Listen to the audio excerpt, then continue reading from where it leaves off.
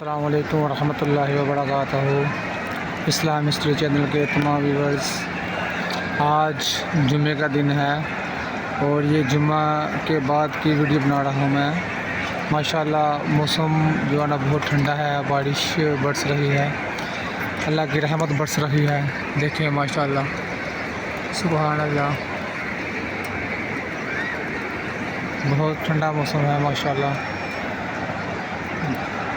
लोग तवाफ़ कर रहे हैं और बारिश बहुत तेज़ी से हो रही है माशाल्लाह, सुभान अल्लाह।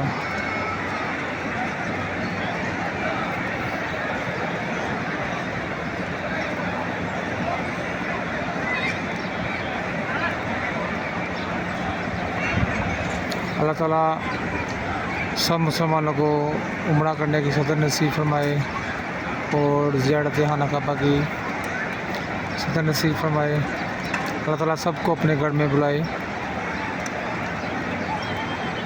अल्लाह सबकी नेक तमन्ना दे, नेक दिली ख्वाहिश पूरी फरमाए माशाल्लाह, सुभान अल्लाह। देखिए माशाल्लाह बारिश हो रही है, थोड़ी थोड़ी बारिश हो रही है अभी माशाल्लाह, सुभान अल्लाह।